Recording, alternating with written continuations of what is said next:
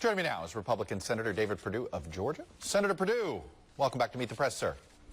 Good morning, Chuck. Let me start with a basic question here. What do you hope to learn from Thursday's hearing of both Judge Kavanaugh and Dr. Ford? Well, first of all, I think Senator Grassley has done a great job of trying to accommodate Dr. Ford and getting this new information before the committee. I hope that we will get to the truth, and I think that's what the American people deserve, and that's what we're trying to do this week. I hope that both Judge Kavanaugh and Dr. Ford get an open hearing. I fully expect that this week. How are you going to decide who's telling the truth if it really is just the testimony of Dr. Ford, the testimony of Judge Kavanaugh? We don't have anything else to work with here. How are you going to determine credibility in your mind? Well, you actually do have other information. You have 4 other people who claim they have no recollection of the event. But what I have always done in a situation like this, Chuck, is look at it in a holistic manner. Look at the pattern of behavior over a period of time, and look at the individual information from the people giving that information, and decide my own personal belief in their credibility. And I think that's what each senator is going to do this week, hopefully, as we get this information before us. Is there anything Dr. Ford could say that would change your mind about supporting Judge Kavanaugh? Well, look, these are serious allegations. I hope Dr. Ford can be put in a comfortable situation where she can provide the information. Look, this is a democracy. We have a judicial system, but we also have innocent until proven guilty. And so my view is that we need to hear from both parties and make sure that we do it in a timely manner. We've already waited 3 months to get this information since the information was provided to Senator Feinstein. So it's time to have this hearing and get it before the American people. You know, it's interesting you brought up innocent until proven guilty. The standard here, what should be the standard? Should it be, this is about a lifetime appointment on the Supreme Court. This is about somebody who has to decide the constitutionality of laws that impact all of Americans. Do you think the burden of proof in some way should be higher or lower when you consider the job that Judge Kavanaugh is interviewing for? I think the burden here, Chuck, is to find the truth, just like it is in any courtroom in our land. And that's what we're about to do. You know, we have people, this man has had 6 investigations, 6 FBI investigations. This isn't the first time he's been fully vetted. But not one on this specific charge. Do you think there should be one on do you think at this point, though, you would want at least the comfort of the FBI having looked into this, even if it's for a 10-day period at this point? Well, they've already done that. I mean, their job is not to determine who's telling the truth, but to make sure that the issue is brought before the body looking at it, and that's the Judiciary Committee at this point. This information was made public through Senator Feinstein, and so the way I look at it is the FBI has already done that. Their role in this case is not to determine who's telling the truth, is to make sure that the Senate has the information.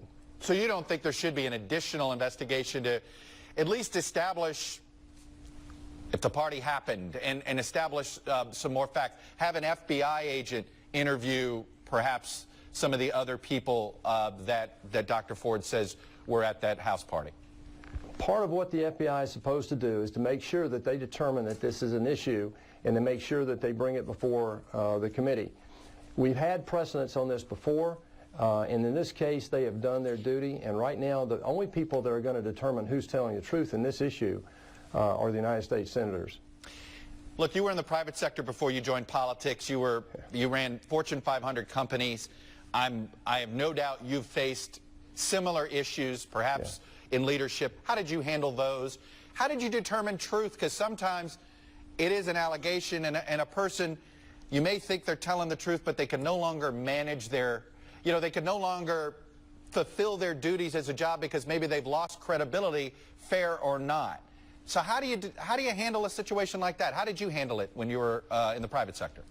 Well, I did have situations like this, and as long as 30 years ago, we started having training programs inside our companies to make sure that people's individual rights were protected and so forth. But when we had situations of allegations like this, we primarily made sure that the information, as best we could determine, was presented to the people making the decision. And in there, again, you looked at the credibility of the people giving the information, you looked at the pattern of behavior, and you try to take a more holistic view of this to get to a heart-level gut-level determination in your own mind about who was telling the truth. And that's what will happen in each one of the senators' cases as they listen to this information this coming week. I really expect we'll get to a decision this week and move on, Chuck. Does public opinion matter to you? If more people oppose his nomination or more people don't believe him, should that factor into your decision-making on this? Well, there are two issues there. First of all, I don't put a lot of confidence in these polls. These are the same polls that had me losing by as much as 10% in my race 3 or 4 years ago, and we won by more than 8 points. It had Trump losing, so I'm not sure these polls clearly reflect the opinion of the American people. The other thing is that I believe that right now the information that the American people are getting is somewhat limited because it's coming through this central media in Washington, and not all of this has really come out yet. We will get all the information in the Senate this week, hopefully. We'll hear from both sides. We'll take that into consideration, and we'll make our adjudication. Are things being rushed a little bit because of the November election deadline? I only ask that because I know you have said you want to see this moved on with. We are on day 75 since his nomination. I want to put up a chart here of the current members of the Supreme Court. 3 of them, actually, the confirmation process went on longer than where we are now. Sam Alito, 82 days, Clarence Thomas, 99, Elena Kagan, 87. What's wrong with taking a couple of extra weeks here to make sure we get this right? You know, Chuck, if you're going to cite that statistic, you really ought to cite the fact that Ginsburg was confirmed in 42 days and got 96 votes. That was up there. That was up there in my chart as well. But I'm just saying we have 3 members that are on the court that it took longer. So we're not in an unusual situation yet. No, and there's no rush here. I mean, we're following this very similar timetable that we did in earlier situations where similar allegations were made.